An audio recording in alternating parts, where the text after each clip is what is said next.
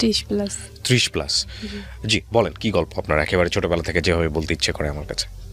ছোটবেলা থেকে জন্মের পর থেকে দেখে আসি যে মা অসুস্থ। মা অসুস্থ ছিল, জি। বাবা কি করতো? বাবা চাকরি করতো, আচ্ছা, কিসের চাকরি করতো? মাদ্রাসার টিচার। আচ্ছা, মাদ্রাসার টিচার ছিলেন, হ্যাঁ। তারপর ওই মা কয় ভাই বোন অসুস্থ। ছিলেন আপনারা? আমরা ছিলাম 4 বোন 2 ভাই, 5 বোন ছিলাম, 1 বোন মারা গেছে। ওকে, আপনি বড়? আমি সবার ছোট। সবার ছোট ছিলেন আপনি? জি। ওকে। মা অসুস্থ, মানে প্রায় হাসপাতালে থাকতেন। হ্যাঁ। পরে বড় হয়ে আমি শুনি যে জন্মের পরে আমাকে নিয়মিত দুধ খাওয়াইতে পারতেন না, আমার আচ্ছা। চাচির দুধ খাওয়াইতেন। আচ্ছা, ওই ওকে। হাসপাতালে থাকতো। তারপর এই তো আস্তে আস্তে এইভাবে বয়স যখন আমার 7-8 বছর, তখনও প্রায় ওই একই ওইভাবেই আচ্ছা, চলে। এখন ওই বয়স থেকেই মনে করেন যে সংসার দেখাশোনা করার লাগতো আমার। ওই আচ্ছা। হাসপাতালে মাকে নিয়ে সবাই থাকতো, আর আপনি সংসার দেখাশোনা আমি করতেন? সংসার দেখাশোনা করতাম। হুম। এমন পর্যায়ে যে মানে এখন তো অনেক লোকজন হয়েছে, তখন সেরকম লোকজনও ছিল না আর কি। আচ্ছা। ভয় ভীতি সবসময় মনে একটা কাজ করতো। জি। এভাবে চলতে চলতে 2001 সালের দিকে আমার মায়ের একটা অপারেশন হলো। আচ্ছা। অপারেশন হওয়ার পরে ওই তখন একাই থাকতাম। আর আমার ভাই যেটা, ভাই আপনার বড় ছিল? হ্যাঁ আমার বড় ভাই ছিল, ভাই 2টা, তার মধ্যে ছোট ভাইটা আর কি। হ্যাঁ। ও প্রচণ্ড রাগী, উদ্ভট ধরনের। হ্যাঁ। তো সামনে দাঁড়াইয়ে কথা বলতে পারতাম না। ওই যে মা হাসপাতালে থাকতো, বাড়িতে আসতো, জানতেও পারতাম না যে মা কেমন আছে কেমন নাই। হ্যাঁ। এটা জানতে হতো অন্য কারো মাধ্যমে, ওকে বলাই চাচি বা ভাবিরা ছিল। মানে উনি বলতে চাইতো না? হ্যাঁ, মানে রাগ ওনার সামনে, শুধু বাড়িতেই এই রাগটা দেখাইতো, অন্য কোথাও কিন্তু এই রাগটা দেখাইতে পারতো না। আচ্ছা। ভাই বোনদের সাথে, বাবা মায়ের সাথে।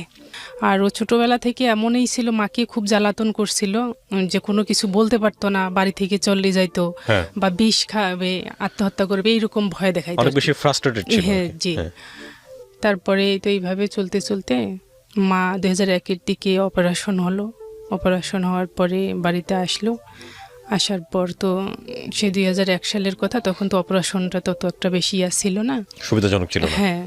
তখন এমন পর্যায়ে ডাক্তার এত সাবধানে থাকতে বলছিল যে খাওয়া দাওয়া সাবধানতা, এমনভাবে করতে করতে মানে ডায়াবেটিস হয়ে গেল তখন। মার? হুম। আপনার বয়স কত তখন? আমার বয়স তখন হবে কত, 2001 সালের দিকে, এটা 2001 সালের দিকে। আনুমানিক আপনার বয়স বর্তমানে কত? আমার 30। তাহলে কত, 8-9-10 বছর? 8 এরকম। তো মাকে এইভাবে দেখাশোনা করতে করতে যখন ডায়াবেটিস হয়ে গেল, মানে চলাফেরা করতে দিতাম না একবারে, খুব ভাবে সাবধানতা, খাওয়া দাওয়া সেরকমভাবে করাইতো। ডায়াবেটিস ধরা পড়লো। তারপর ওই তো 4 কি 5 মাস হবে হ্যাঁ। অপারেশন পরে, আবার ওই মানে মূলত ছিল পেটের ব্যথা, আচ্ছা। অপারেশন যেটা হলো। তারপরে 4 কি 5 মাস পরে আবার ওই পুনরায় পেটের ব্যথা উঠলো। আচ্ছা। 4-5 মাস পরে আবার যখন পেটের ব্যথা উঠলো, আলট্রাসাউন্ড করে দেখে যে গোল ব্লাডারের ভিতরে কৃমি ঢুকছে ওহো। আবারও। আচ্ছা। এখন 4-5 মাস পর তো আর অপারেশন হয় না, একটা অপারেশন হয়েছে, ওটাই তো মানে সেরকম একটা ধরনের। তারপরে ওই তো হতে যখন গোল ব্লাডারে কৃমি ঢুকলো, অপারেশনের কোনো নাই, যে অপারেশন করে এমন জায়গায় কৃমি আছে, ওটা বার করলে ওষুধ দিয়ে মারলেও সমস্যা বের হবে না, পচে যাবে, আর অপারেশন তো করাই যাবে না। তখন আমি আমার মায়ের সাথে, তো আমার মায়ের সাথে যখন না পাইপ টাইপ দিল নাকের মধ্যে, দেওয়ার পরে ওই সারা রাত ধরে ওই ময়লা বের করতে হবে, মানে বলছে যে ময়লা ঢুকছে, এরকম করে মানে রাতের পর রাত ঘুম নেই, চিন্তা, টেনশন, ভয় সব মিলিয়ে কাজ করতো আর কি। সারা রাত ঘুমাইতাম না, বাবা থাকতো সাথে, বাবা মসজিদে থাকতো, মাঝে মধ্যে এসে একটু দেখাশোনা করতো। হাসপাতালের গেটে গেটে তো ঢুকতে দিত না। তারপর ওই মাঝরাতে মা আমাকে ডাক দিল যে বাথরুমে যাওয়ার বাথরুমে গেল, যখন যাওয়ার পর অনেকক্ষণ, মানে আধা ঘন্টা হবে, হ্যাঁ। তারপর বের হয়ে আসলো, তা আমি বললাম যে এতক্ষণ সময় লাগলো, বলতেছে মা কৃমি বাইর হয়েছে। তো তখন ওই যখন হয়ে গেল, ওইটা বের হওয়ার পর পেটের ব্যথা নাই আর। পরে ডাক্তার পরের দিনে অপারেশন, সব ওষুধপাতি কিনছে যে আল্লাহ ভরসা, রুগীকে তো করতে হবে, অপারেশন করি, মানে ব্লাড ট্লাড সব রেডি করে। তারপরে পরের দিন যখন ডাক্তার আসলো যে কি খবর রুগীর, তা আমি বললাম যে এই সমস্যা, তো পরে পেটের ব্যথা এখন নাই, কৃমিটা বাইর হওয়ার পর থেকে।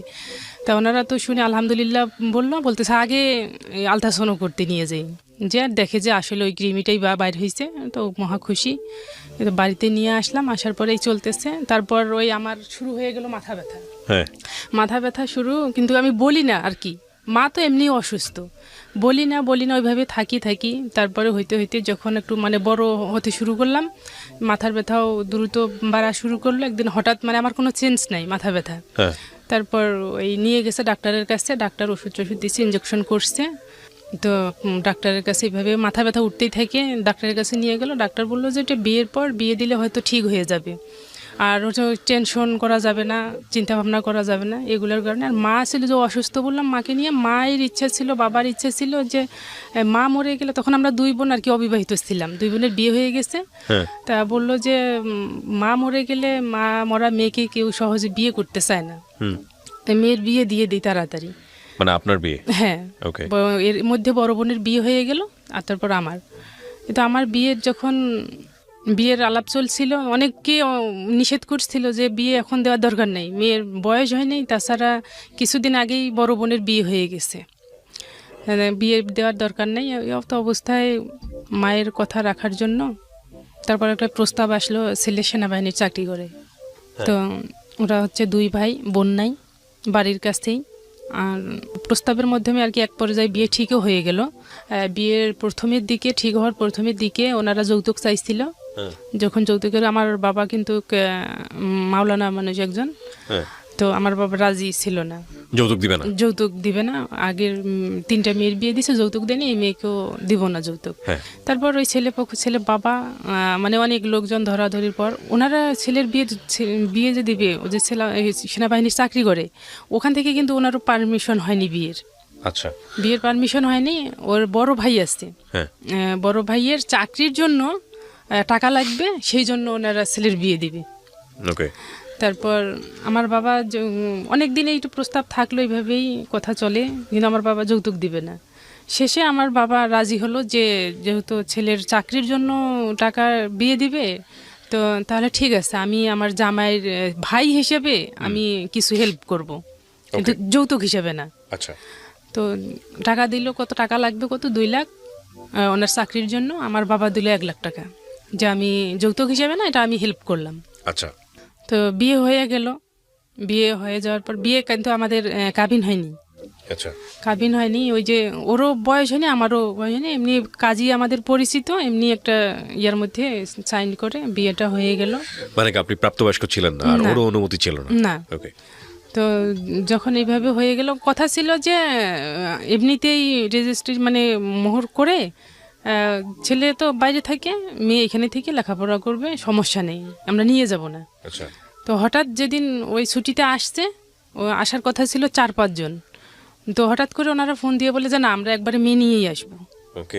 সেইভাবে আয়োজন করেন। তো সেইভাবে হঠাৎ করে একদিনের মধ্যে এইভাবে আয়োজন নিয়ে গেল, বিয়ে হলো। হওয়ার পরে 2.5 মাস পর ছুটিতে আসলো, আসার পর আবার চলে গেল। এর মধ্যে আমি বেবি কনসেপ্ট করি। আচ্ছা। করার পর তারপরে হচ্ছে যে মূলত এখানে ওই যে ভাইটার কথা বলছিলাম, ভাইটা ওই যে রাগারাগি করতো মায়ের সাথে, হঠাৎ একদিন চলে যাচ্ছে বাইরে চলে যাবে, বাড়িতে থাকবে না, কি কথা কাটাকাটি হয়েছে। তো আমি মানে সেরকম একটা গ্রামের ঝগড়া লাগলে আর কি, যেরকম আমি গেছিলাম, আমাকে পা দিয়ে একটা লাথি দিছে আমার পেটে। আপনার আপন ভাই? আমার আপন ভাই, ছোট ভাইটার কথা বললাম। যে আমার যখন পা দিয়ে লাথি দিছে, তখন আমি সামনে ছিল একটা গাছ, ওই গাছে যে ধাক্কা খাইছে আর কি। ধাক্কা খাওয়ার পরে এই পাটাতে এইখানে লাগছিল, লাগছিল। লাগার পরে মানে এমনি ব্লিডিংও হচ্ছিল আমার, ওই যে পেটে লাথিটা মারছে। হ্যাঁ, তখন এই পায়ে তো এই রক্ত জমাট হয়ে গেল, রক্তটা বের হয়নি। আর আমি কিন্তু কাউকে বলিনি এইগুলো হয়েছে, যা ওকে নিয়েই তো সমস্যা চলতেছে, অশান্তি। তারপরে এটা নিয়ে অনেকদিন পর যখন পায়ের ব্যথা শুরু হয়ে গেছে, ডাক্তারের কাছে গেছিলাম। তা ডাক্তার বলছিল যে কোনো আঘাত পাইছো নাকি। তা আমি বলছি যে এই সমস্যা, তাহলে ভুল হয়ে গেছে, এটা তখনই ব্লাডটা বের করার লাগতো। আর ওই তখন থেকেই আমার এই পাটার মানে প্রচণ্ড ব্যথা একবারে কি বলবো, যে একবার কোমর থেকে পায়ের আঙ্গুল পর্যন্ত ব্যথা, ওই তখন থেকেই। আর ওই ডাক্তার বলছিল যে ভবিষ্যতে বাচ্চা হওয়ার সম্ভাবনা কম আঘাতটার পাওয়ার কারণে। তারপরে যখন এইভাবে 2-2.5 মাস পরে বেবি কনসেপ্ট করলাম, করার পরে যখন শুনলাম, তো বাবা মা তো শুনে খুশি যে যাই হোক ডাক্তার যেটা বলছিল যে ভয়টা কেটে গেছে। আর আমার শ্বশুর শাশুড়ি বলছিল যে মেয়ে লেখাপড়া করবে, আমার বৌমাকে লেখাপড়া করাবো, মেয়ে নাই আমাদের, হ্যাঁ, লেখাপড়া করাবো। তো ওনারা বাচ্চাটা রাখবে না, আচ্ছা। আমার শাশুড়ি। তো অনেক ওষুধপাতি, আর আমারও সেরকম অবস্থা খারাপ, পেটে বাচ্চা শরীরে আসলে। সাপোর্ট করার মতো হ্যাঁ, অবস্থা ছিল না, হ্যাঁ। মানে বমি এমন হয়েছিল যে খাওয়া তো দূরে থাক, মানে কোনো কিছু গন্ধও নিতে পারতাম না আর কি, আচ্ছা, হ্যাঁ। স্যালাইনের ওপর থাকতে হতো। সেই সময় আমিও চাচ্ছিলাম না যে হোক, আমি বলছিলাম যে আচ্ছা ঠিক আছে না হোক এটা। তারপরে অনেক ওষুধপাতি খাওয়ার পর তারপরও কোনো কিছু হলো না যখন, তা আমার শ্বশুর বলতেছে ঠিক আছে এত কিছু করার পরও যখন হলো না, থাক, কি হয় হোক, বাচ্চাটা থাক।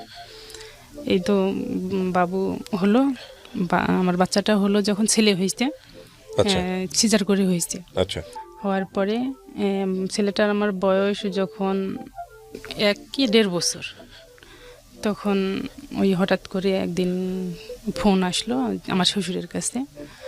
আপনি তখন শ্বশুর বাড়িতে? হ্যাঁ, আচ্ছা। আমার শ্বশুরের কাছে ফোন আসলো যে আপনার ছেলে জেলখানায় আসছে, আমার হাজবেন্ড। আচ্ছা, কারণ ছিল কোনো? আপনি জানতেন তখন কোনো কারণ? না না, জানেন না? না। আচ্ছা, কারণ যখন ছিল, যখন বললো যে এরকম, তা আমার শ্বশুর বাইরে, বাড়িতে এসে আমাকে বলতেছে যে বৌমা তোমার ভাইকে ফোন দাও, আচ্ছা। ঢাকায় যেতে হবে। হুম। কেন? তা আমাকে বলতেছে না, বলতেছে আগে খবর দাও। পরে শুনলাম যে এই ঘটনা, কিন্তু না আসা পর্যন্ত জানতে পারতেছি না আসলে কারণটা কি। তো আমার শ্বশুর বলল যে আগে যাই, যাওয়ার পরে দেখি। ওনার ছেলে কয়জন? 2টা। আপনার জামাই কি বড় ছিল? না, ছোট ছিল। আর বড়জন কি করতো? ও তো কিছু করতো না, ওর চাকরির জন্য, পরে তো চাকরিও হইলো না। আচ্ছা, আচ্ছা, ওকে। তারপরে ঢাকায় আসলো, আসার পরে বলল যে হ্যাঁ ঘটনা সত্যি, হ্যাঁ। জেলে আছে, কিন্তু কেন আছে এখনো জানতে পারিনি। আচ্ছা। ওখানে যখন গেল, আসলে একটা গ্রামে তো জানেন যে একটা কোনো কিছু যদি হয় তো অনেক কিছু, সত্যিটা আমি আজও জানি না যে আসলে কি কারণে ওনার এইরকম সমস্যাটা হয়েছে। তারপরে কেউ নাকি বলছে যে রাইফেল হারাইছে। আচ্ছা। আর কেউ বলে যে কোন এক মেজরের বোনের সাথে রিলেশন ছিল। ওকে। 2টা কারণ আমি জানতে পারছি, কিন্তু আসলে যে কোনটা সত্যি আমি আজও জানি না। ওকে আদৌ আর্মিতেই ছিল? হ্যাঁ। ওকে আর্মি ড্রেস পরা অবস্থায় আপনি দেখছেন কখনো? হ্যাঁ। ওকে। তারপরে যখন এইভাবে চলে আসলো, আর আমার শ্বশুর বাড়ি চলে আসলো বলে ওখানে যাওয়ার পরে কি হলো? মানে ওনাকে জেল দিয়ে দিছে ওখানে, মানে ওরা ওখানে যেটা রায় দিয়ে দিছে, কোর্ট মার্শাল ল যেটাকে বলে। হ্যাঁ, 9 মাস 1 বছরের জেল দিয়ে দিছে। প্লাস চাকরি নাই। হ্যাঁ, চাকরি নাই, চাকরি থেকে বরখাস্ত করছে, করার পরে 1 বছরের জেল দিছে। ওকে। দেওয়ার পরে আমার শ্বশুর, আমার ভাই আসলো, আর আমার শ্বশুর বাড়ির কিন্তু আর্থিক অবস্থা মোটেও নাই। আচ্ছা। ওনার চাকরির উপর দিয়ে চলতো আর কি, আর বাড়ির যে ভিটাটা সেটা শুধু ঘরের জায়গা, এটাই। তারপরে আমার বাবা চালাইতো আর কি। এই যে কয়েক মাস ছিল জেলে, আমার বাবা একবারে আমার শ্বশুরের হাত খরচ থেকে শুরু করে সংসারে যা কিছু লাগে আমার বাবা দিত, যে জামাই না আসা পর্যন্ত এভাবেই চলুক। তারপর এই তো এর মধ্যে আমার এক দুলাভাই কিন্তু ধানের ব্যবসা করতো। তারপর আমার কিছু টাকা দিয়ে ওই বড় ভাইরে বলতেছে যে তাহলে এইভাবে তো চলে না, বসে থাকলে তো চলবে না, ওর আশায় তো আমার সাথে এই ব্যবসাটা করো। ওনার সাথে ব্যবসা শুরু করলো, আর আসলো। আসার পর ততদিনে একটু আমার ওই বড় ভাই নিজে একটু করার মতো আর কি হয়ে গেছে, ব্যবসা করতেছে। আসলো, আসার পরে 9 মাসে বের হয়ে আসছে। ওখানে নাকি 9 মাসে 1 বছর হয়। আচ্ছা, জেলে। হ্যাঁ। তো আসলো, আসার পরে এই শুরু হয়ে গেল অশান্তি। টাকা, একটা কথা বলতে ভুলে গেলাম, আমার শ্বশুর আর শাশুড়ি, শ্বশুরটা ছিল ভালো, আমার শাশুড়ি কিন্তু সেরকমই ছিল। কথায় কথায় কিন্তু আমাকে মানে টর্চার করতো খুব, শাশুড়ি। আর গায়েও হাত তুলতো। তো একদিন কি হয়েছে, আমার মা গেছে ওই, তখন আমার ওই ছেলেটা ভ্যানে উঠাই দিতে আসছে, আমার ছেলেটা তখন ওই আমার মায়ের সাথে আসবে। আচ্ছা। ছোট্ট তখন কান্নাকাটি করতেছিল, পাশেই তো বাড়ি। তো মা বলতেছে ঠিক আছে আমি নিয়ে যাই, বিকেলবেলা দিয়ে পাঠাবো কারো দেয়। আচ্ছা।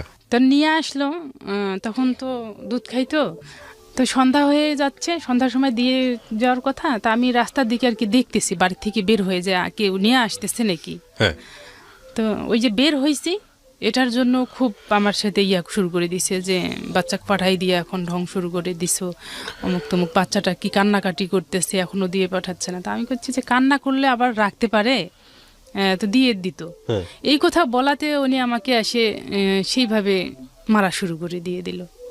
তখন আমি এর আগে তো অনেক গায়ে হাত তুলছে, তো আমি বলতেছি যে এগুলো কি শুরু, আমি তো এমনি এক অশান্তির মধ্যে আছি, এগুলো কি শুরু করছি। তখন আমি কি করছি, ফোন নিয়ে আমার ভাইকে জানাই, মানে বলতেছি যে আমি এখানে আর এইভাবে থাকতে পারবো না, এখানে কিসের জন্য আমি থাকবো, এই যে এই সমস্যা করতেছে।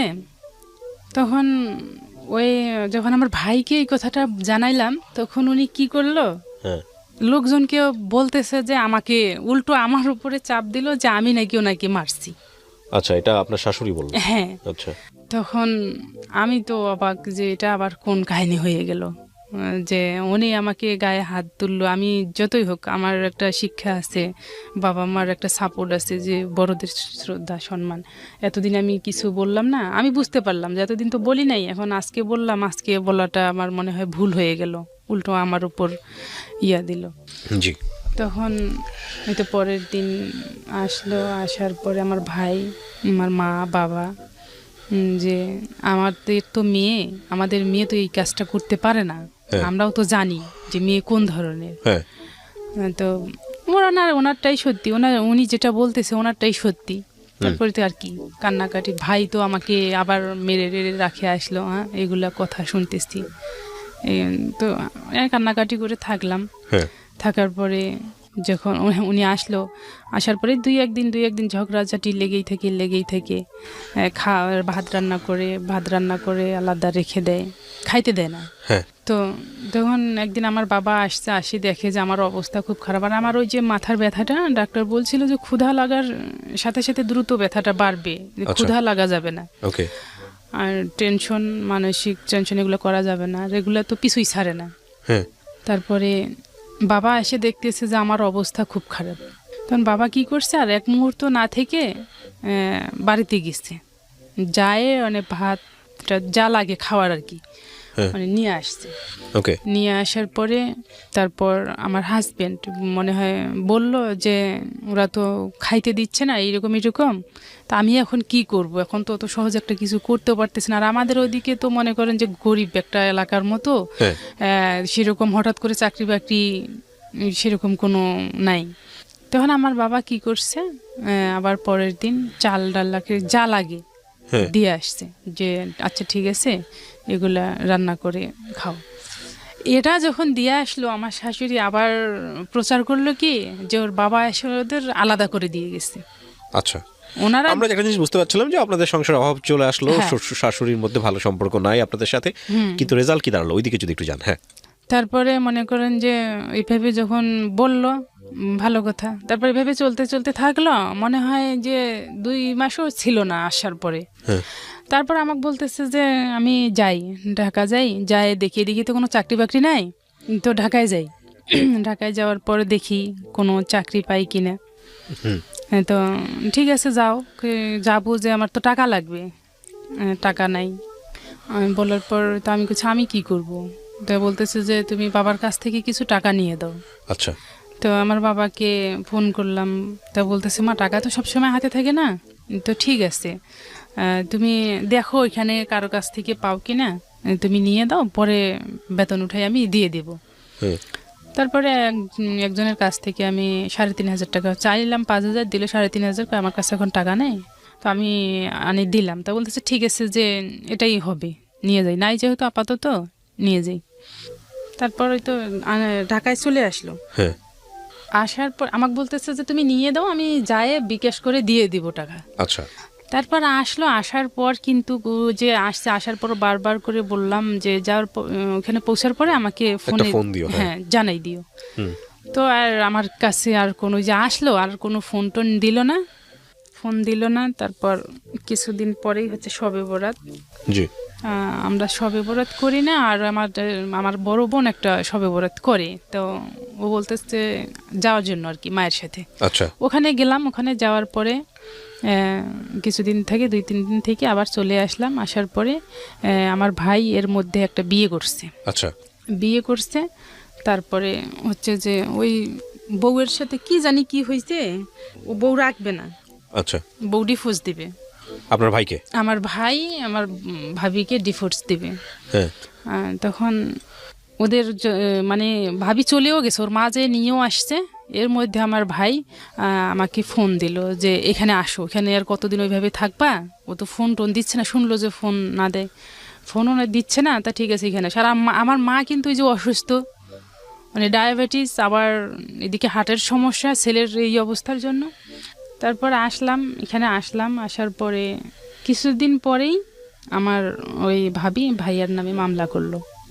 ওকে, সব দিক থেকে খারাপ সংবাদ। হ্যাঁ, কিছুদিন পরেই আর কি। আসার পরে আমার যে একটা মন মানসিকতা, আমি যে ধীর স্থিরভাবে থাকবো বা একটা টেনশন মুক্ত, সেটা কিন্তু থাকতে পারতেছি না। যখন এই অবস্থা শুরু হয়ে গেল, আসলাম যখন, তখন মামলা দিল। মামলা দেওয়ার পরে তার 2-1 দিন পর আবার আরেকটা মামলা দিছে, মোহরানের মামলা। আচ্ছা। আগে একটা দিছে নারী নির্যাতনের মামলা, সেটাতে আমার বাবা আমার মাকেও আসামি করলো। বাবা মা দুজনকে আসামি করলো হচ্ছে আপনার ভাইয়ের বউ? হ্যাঁ, ভাইয়ের বউ পক্ষ। হ্যাঁ, হ্যাঁ। আসামি যখন করলো, আমরা কিন্তু কেস যে এগুলো আমরা জীবনে জানি না, মামলা টামলা এগুলো জীবনে জানি। আর আমার মা যে ভীতু, এই যখন শুনছে যে আমার বাবা আমার মায়ের নামে মামলা, তখন আমার মা কিন্তু আরো ভয় পেয়ে গেছে। হ্যাঁ, ভয় পেয়ে গেছে। আর গ্রামে তো জানেন যে পুলিশ এরকম কোনো কিছু একটা থাকলে কি অবস্থা হয়, জটিল হয়ে যায়। তারপরে সেই মুহূর্তে আমাদের বাসায় ছিল না কারেন্ট, কোনো কিছু নাই। আর আমার বাচ্চাটা ঠিকমতো যত্ন নিতে পারতাম না। আমি এদিক মানসিকভাবে শারীরিকভাবে 2 দিক থেকেই আর কি অসুস্থ। তা যখন এইভাবে চলতে থাকলো, আসামি করলো। ভাই কিন্তু তখন পলাতক। আচ্ছা। ভাই পলাতক, আর এই আবার সংসার কিন্তু আপনার হাজবেন্ডের খোঁজ নাই তখন। যখন আমার সংসার আবার আমাকে এগুলো মেনটেন করতে হচ্ছে। এখন মনের মধ্যে কি থাকে থাক, সংসার কিন্তু মেনটেন করতেছে সব কিছু। একটা পুরুষ মানুষ সংসারে যা কিছু করে সব কিছু করতে হচ্ছে। প্লাস আমার বাবা মাকে এইদিকে সামলাতে হচ্ছে, বাড়িতে থাকা যাচ্ছে না। এদিকে শোনা যাচ্ছে যে ফোন করতেছে ভাই বাড়ি থেকে সরতে বলো, পুলিশ আসতেছে। এই বাবা মাকে সরানো, কোথায় রাখবো, কি করব, সন্ধ্যা হয়ে যাচ্ছে। ওই যে বাঁশ ঝড়ের মধ্যে ওইখানে যে থাকতো রাতে করে, ওইখানে যায় ওই ভাতটা রান্না করে নিয়ে খাওয়াইতে হতো। আচ্ছা। আর আমি কিন্তু খাইতাম না, এগুলো টেনশন। এদিকে ছেলেটার ঠিক মতো যত্ন নিতে পারতাম না। তারপর এদিকে হাজবেন্ডের কোনো খবর নেই। এভাবে যখন, তো আমি প্রায় পাগলের মতো, তখন এইভাবে যখন চলতে থাকলো, তারপর ভাই কি করলো, কিছুদিন পর আসলো, আপনার হাজিরা দিতে হবে, আসামির হাজিরা দিতে হবে। এই হাজিরাতে শোনা যাচ্ছে যে কোনো ক্রমেই ওনার জামিন পাওয়া সম্ভব না। আচ্ছা। তারপরে এই তো মা কান্নাকাটি করতে করতে শুনে, এদিকে এই অবস্থা দেখে এই তো যখন গেল, ঠিকই ওনাকে আটক করলো, অ্যারেস্ট করলো। হ্যাঁ, করার পরে 3 মাস থাকলো জেলে 3 মাস থাকলো। আর এইদিকে 3 মাস মনে করেন যে রোগী, মা তো এমনিতেই রোগী, তার উপরে সংসার, এনিথিং মনে করেন যে শুধু আমি ধানটা কাটি নেই, এছাড়া সব কাজই করছেন। এছাড়া আমি সব কাজ, ওই কামলা নিত, কামলার সাথে থাকতে হতো ওদের সাথে। বা ওদের দেখা যাচ্ছে যে সব সময় আমরা যে একবার উচ্চ ফ্যামিলি তাও না, নিম্ন শ্রেণী তাও না, কিন্তু স্বাভাবিক মতো চলতো। বা আবার 2 বিঘার মতো আবাদ করার মতো জমি আছে আর কি। এগুলো মাঝে মধ্যে নিজে সব কিছু করতে হতো। 3 মাস যখন এইভাবে চললো, তো বের হয়ে আসলো। আসার পর এর মধ্যে আমি চিন্তা ভাবনা করলাম কি, যে আমাকে কিছু একটা করতে হবে মনে হয়। আচ্ছা। আমার ছেলে আছে, আমাদের ছেলে বড় হচ্ছে, তো একদিন কিসের জন্য জানি দোকান আসছে, কি নিয়ে দিতে পারেনি, ছেলেটা খুব কান্নাকাটি করতেছে। তো এক ভাবি আমাকে বলতেছে এখনো তো কিছুই হয়নি, আর কয়েকদিন পর যাক, এটা যাবে সেটা যাবে, তখন বুঝবা। তো এই কথাটা কেন জানি আমার মাথায় আসলো। তো আমি বলতেছি যে আমাকে কিছু হয়তো একটা করতে হবে। ছেলের জন্য। তো আমার ভাইকে আমি বললাম যে আমি কিন্তু কিছু একটা করব। তা বলতেছে কি করবা? আমি আমার এক চাচাতো বোন আবার ঢাকায় গার্মেন্টস করে, জি, তো এর মধ্যে ওনার সাথে আমার কথা, তো বলতেছে যে তুমি যদি যাও তাহলে আমাকে জানাইও, আমরা একসাথেই থাকবো। তা আমি বললাম যে আমি ওর সাথে যাই, কিছু একটা তো করতে হবে, এখন এদিকেও ফোন করতেছে না। তারপর বলতেছে যে না, এখন এইভাবে রেখে যাওয়াটা কি সম্ভব? বাড়িতে এইরকম সমস্যা, মাকে দেখাশোনা করার লাগবে। আর ওই যে মায়ের মনে করেন যে সকাল বিকাল ইনসুলিন দেওয়ার লাগে, ওষুধ নিয়মিত, নাস্তা নিয়মিত, মানে একটা লোক ওনার পিছনেই লাগতো।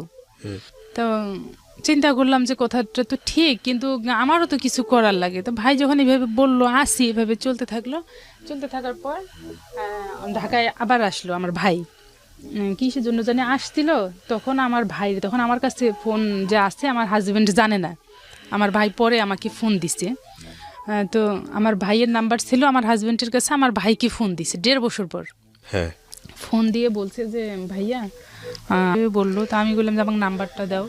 নাম্বার নিয়ে কি করবার, যে নাম্বার 20-22 টাকা মিনিট কাটে, আমি ফোন দিছিলাম 20-22 টাকা মিনিট কাটে, তো টাকা কই পায় ফোন দিবা। তো দেও নাম্বারটা, আমি নিলাম। নেওয়ার পর ফোন দিলাম, মিসড কল দিলাম, কল দিল। দেওয়ার পর আমি কথা বললাম যে কি সমস্যা, এতদিন ফোন নাই, ফোন দাও না। আমি ভারতে আসছি, কিন্তু আমার আরও যাইতে দেরি হবে।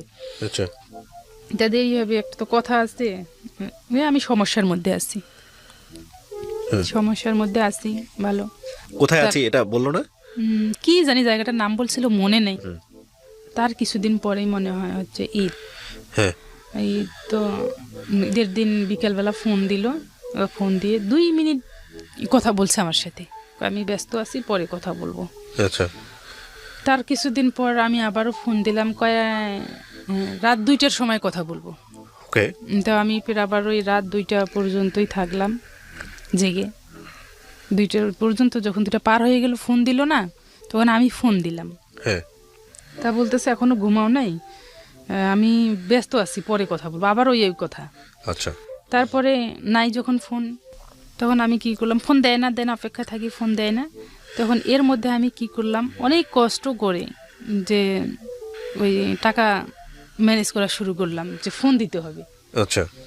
মায়ের কাছ থেকে নিলাম কিছু টাকা, নিয়ে আমি মোবাইলে রিসার্চ করে ফোন দিলাম। আমি টাকা করে, তারপরও কথা বললো না। ওই বলতেছে যে আমি ব্যস্ত আছি। এই কথা বলার পর আর ফোন নেই। পরে ফোন দিই, ফোন বন্ধ। যে নাম্বারে ফোন দিছিল ওই নাম্বারে ফোন বন্ধ। তারপর মানে মাঝে মাঝে চালু করতো। আমার এক বোন ফোন দিছে, বলছে যে কি তুমি কি বিয়ে টিয়ে করছো নাকি? ওকে বলছে? হ্যাঁ। এই কথা বলাতে মহারাগ, মানে আমাকে ফোন দিয়ে বলতেছে আপা এইভাবে বলে, আমি কি বিয়ে করার জন্য আসছি? আচ্ছা। তা আমি করছি, বলতে পারে বোন, বলতে পারে, তুমি তো কোনো খোঁজ খবর নিচ্ছ না, কোনো বলতেছ না, কোনো ইয়া নেই, বোন বলতে পারে, এটা কি সেটা নির্লিম চলবে? তো যখন এইভাবে বললো, আর কিছুদিন পর ফোনই বন্ধ। ফোন যখন বন্ধ, এই ছেলেটার বয়সও বাড়তে শুরু করলো। এর মধ্যে ছেলেটারে স্কুলে দিলাম। এর মাঝে আবার ভাইয়ের ইয়া শুরু হয়ে গেল। একটা মেয়ে বিয়ের পর যখন বাবার বাড়িতে থাকে, তখন তার ইয়াটা কি কোন পর্যায়ে, মানে ভাইয়েরও এক ধরনের অত্যাচার আমার উপর শুরু হয়ে গেল। আর হচ্ছে এর মধ্যে আবার ভাই বিয়ে করছে, ওটা তো ডিভোর্স হয়ে গেল, মামলা চলতেছে, আরেকটা বিয়ে করে ফেলেছে। হ্যাঁ, আরেকটা। তখন আপনার হাজবেন্ডের কোনো খোঁজ নাই? না, ওই ফোন বন্ধ একবারে। যখন এইভাবে চলতে শুরু করলো, ছেলেটারই স্কুলে দিলাম। ছেলেটা মনে করেন যে ভালো মন্দ বুঝতে শিখতেছে, কিছু নেবে, হয়তো কিছু খাবে, এরকম কোনো চাহিদা আমি পূরণ করতে পারতাম না।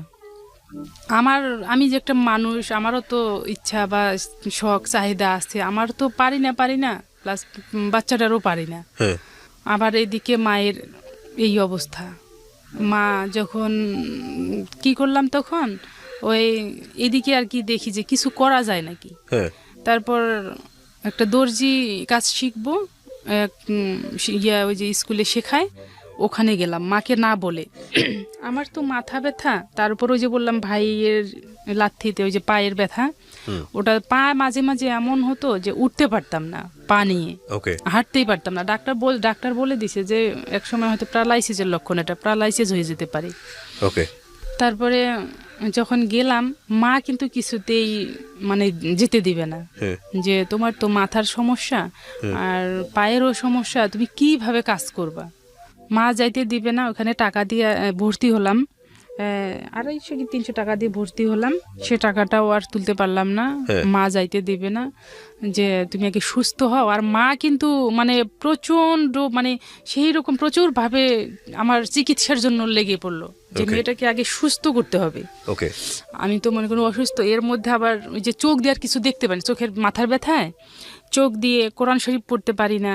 একখানে কোনো কিছু যে দেখবো মানে শুধু পানি পড়ে চোখ দিয়ে। তো এর মধ্যে মা শুরু করলো, মা বুঝলো যে মেয়েটা আসলে আগে সুস্থ করতে হবে। তারপরে মা ওই ডাক্তার যখন যে বলে যে ওই ডাক্তার ভালো, ওখানেই পাঠাইতো চিকিৎসার জন্য। তো চিকিৎসা ওই এক কথাই বলে ডাক্তার যে মানসিক টেনশন করা যাবে না, ঘুম পর্যাপ্ত পরিমাণ, আর হাসি খুশি থাকতে হবে, এইভাবে ডাক্তার বলে শুধু। আর মাথা ব্যথা তো প্রচণ্ড চলতেইছে কোনো সময়। মাথা ব্যথা কিন্তু আমার অল টাইম, কোনো সময়ের জন্য আমি বলি যে আমার মাথা ব্যথাটা যদি একদিন পর পর হতো বা আধা ঘন্টার জন্য যদি থেমে থাকতো তাও ভালো লাগতো। সেই ছোটবেলা থেকে এখন পর্যন্ত প্রায় পাগল। ডাক্তার বলছিল যেটা পাগলের লক্ষণ, একসময় পাগল হয়ে যেতে পারে। এইভাবে যখন মা দর্জির কাজটা শিখতে দিল না, বলতেছে আগে চিকিৎসা করো। আর ওই যে কার কাছ থেকে শুনছে সিজারে করলে কোমর ব্যথা হয়, মেশিন চালা যায় না, মা ভয় পাইতো খুব। তারপরে ভাবে চোখ করতে করতে দিল না, ওটাতে করতে দর্জির কাজ করতে দিল না। তারপর আমাদের ওইখানে একটা কোম্পানি আছে, ওইখানে যাব, ওইখানে যাইতে দিবে না। খুব হতাশা টেনশন কাজ করতো মায়ের মধ্যে। কেন? ওই যে ভাইটার কথা বলছিলাম না, ওই ভাই কোনো কিছু একটু হলেই ওই বাড়ি থেকে চলে যায়।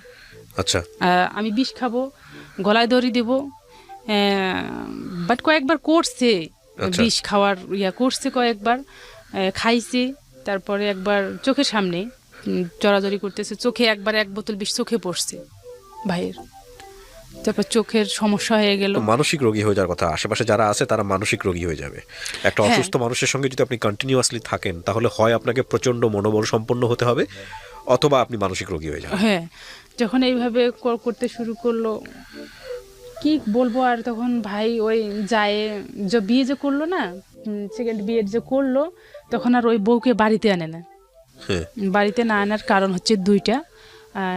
ফার্স্ট হচ্ছে আমার বড় ভাইয়ের সাথে, বড় ভাই আলাদা খায়, বড় ভাইকে দেখতে পারে না, প্লাস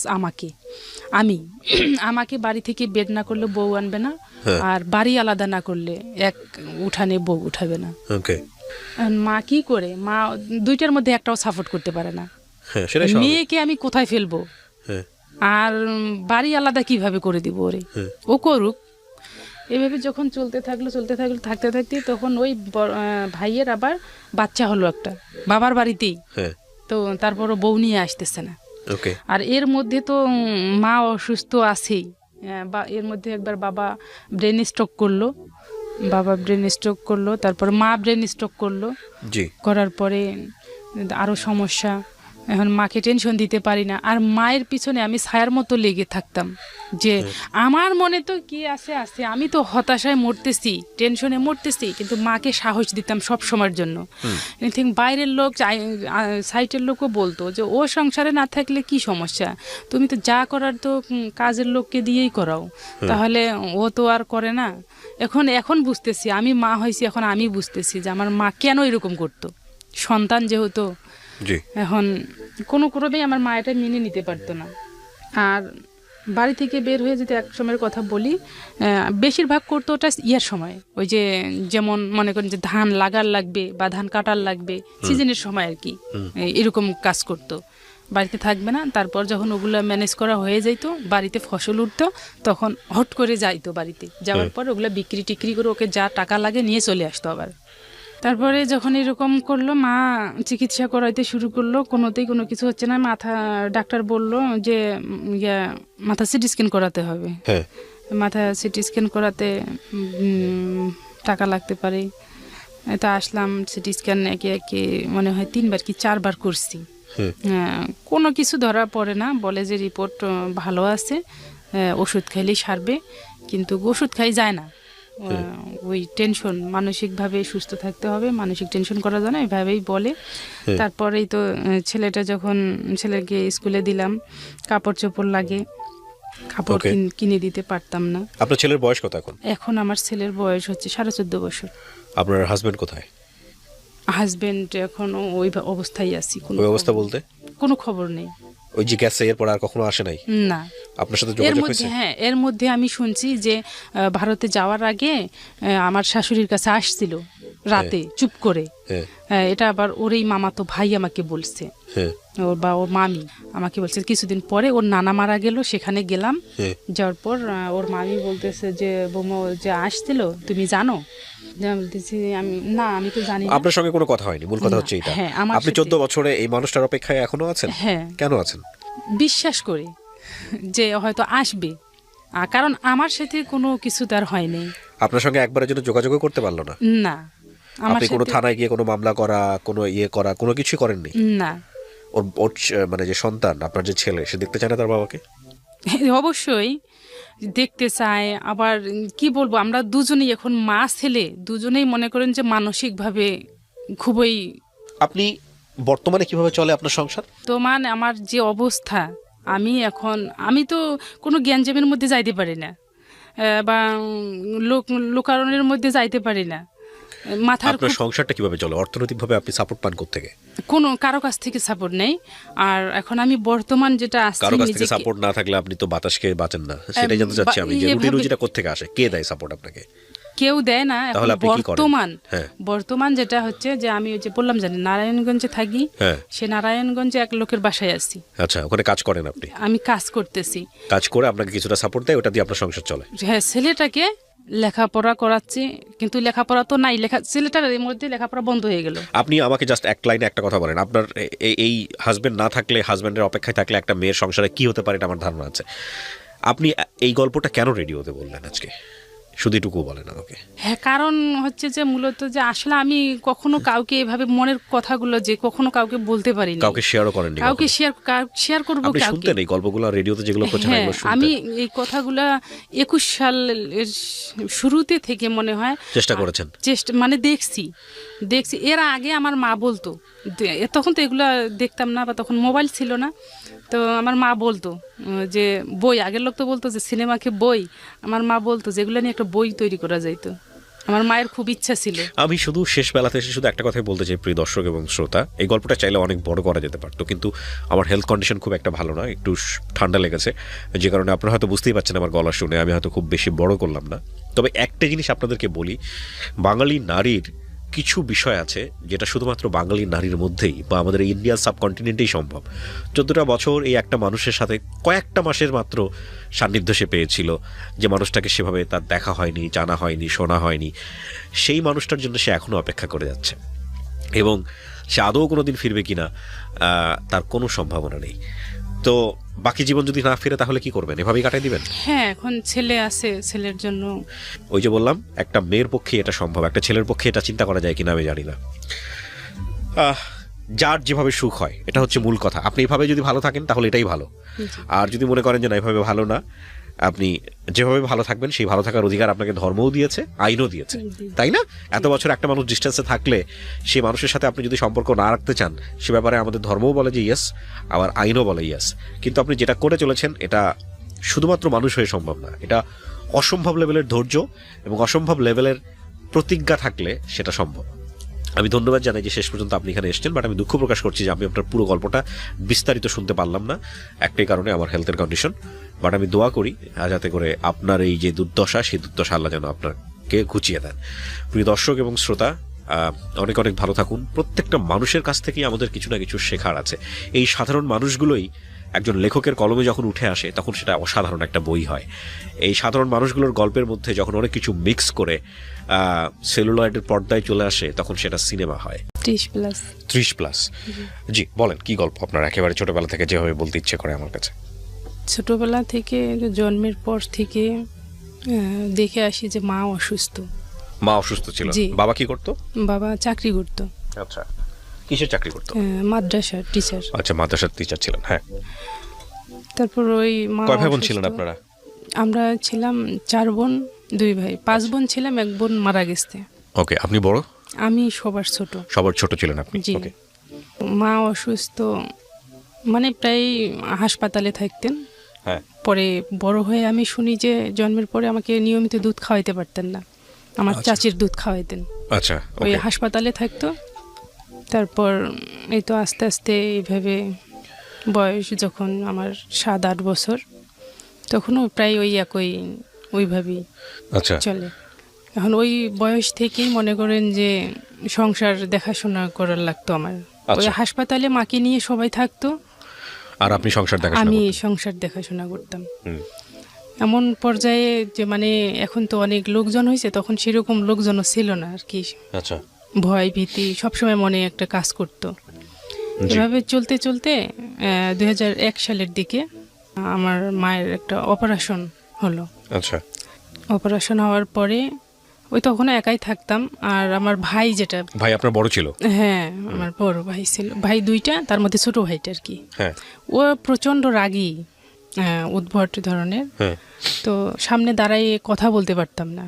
ওই যে মা হাসপাতালে থাকতো, বাড়িতে আসতো, জানতেও পারতাম না যে মা কেমন আছে কেমন নাই। হ্যাঁ। এটা জানতে হতো অন্য কারো মাধ্যমে, ওকে বলাই চাচি বা ভাবিরা ছিল। মানে উনি বলতে চাইতো না? হ্যাঁ, মানে রাগ ওনার সামনে, শুধু বাড়িতেই এই রাগটা দেখাইতো, অন্য কোথাও কিন্তু এই রাগটা দেখাইতে পারতো না। আচ্ছা। ভাই বোনদের সাথে, বাবা মায়ের সাথে। আর ও ছোটবেলা থেকে এমনই ছিল, মাকে খুব জ্বালাতন করছিল, যে কোনো কিছু বলতে পারতো না, বাড়ি থেকে চলে যাইতো, হ্যাঁ। বা বিষ খাবে, আত্মহত্যা করবে, এইরকম ভয় দেখাইতো। অনেক বেশি ফ্রাস্ট্রেটেড ছিল। হ্যাঁ, আর কি। জি। হ্যাঁ। তারপরে তো এইভাবে চলতে চলতে মা 2001-এর দিকে অপারেশন হলো। অপারেশন হওয়ার পরে বাড়িতে আসলো। আসার পর তো সে 2001 সালের কথা, তখন তো অপারেশনটা তত একটা বেশি ছিল না, সুবিধাজনক ছিল না। হ্যাঁ। তখন এমন পর্যায়ে ডাক্তার এত সাবধানে থাকতে বলছিল যে খাওয়া দাওয়া সাবধানতা, এমনভাবে করতে করতে মানে ডায়াবেটিস হয়ে গেল তখন। মার? হুম। আপনার বয়স কত তখন? আমার বয়স তখন হবে কত, 2001 সালের দিকে, এটা 2001 সালের দিকে। আনুমানিক আপনার বয়স বর্তমানে কত? আমার 30। তাহলে কত, 8-9-10 বছর? 8 এরকম। তো মাকে এইভাবে দেখাশোনা করতে করতে যখন ডায়াবেটিস হয়ে গেল, মানে চলাফেরা করতে দিতাম না একবারে, খুব ভাবে সাবধানতা, খাওয়া দাওয়া সেরকমভাবে করাইতো। ডায়াবেটিস ধরা পড়লো। তারপর ওই তো 4 কি 5 মাস হবে হ্যাঁ। অপারেশন পরে, আবার ওই মানে মূলত ছিল পেটের ব্যথা। আচ্ছা। অপারেশন যেটা হলো, তারপরে 4 কি 5 মাস পরে আবার ওই পুনরায় পেটের ব্যথা উঠলো। আচ্ছা। 4-5 মাস পরে আবার যখন পেটের ব্যথা উঠলো, আলট্রাসাউন্ড করে দেখে যে গোল ব্লাডারের ভিতরে কৃমি ঢুকছে ওহো। আবারও। আচ্ছা। এখন 4-5 মাস পর তো আর অপারেশন হয় না, একটা অপারেশন হয়েছে, ওটাই তো মানে সেরকম একটা ধরনের। তারপরে ওই তো হতে যখন গোল ব্লাডারে কৃমি ঢুকলো, অপারেশনের কোনো নাই, যে অপারেশন করে এমন জায়গায় কৃমি আছে, ওটা বার করলে ওষুধ দিয়ে মারলেও সমস্যা বের হবে না, পচে যাবে, আর অপারেশন তো করাই যাবে না।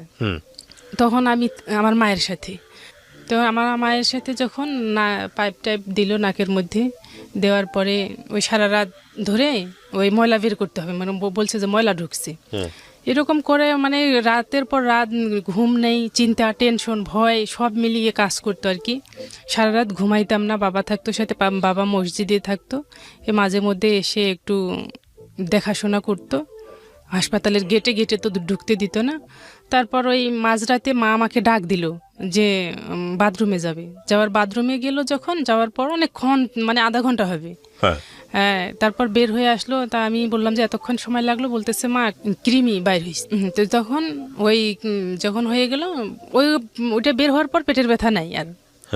পরে ডাক্তার পরের দিনে অপারেশন, সব ওষুধপাতি কিনছে যে আল্লাহ ভরসা, রুগীকে তো করতে হবে, অপারেশন করি, মানে ব্লাড ট্লাড সব রেডি করে। তারপরে পরের দিন যখন ডাক্তার আসলো যে কি খবর রুগীর, তা আমি বললাম যে এই সমস্যা, তো পরে পেটের ব্যথা এখন নাই, কৃমিটা বাইর হওয়ার পর থেকে।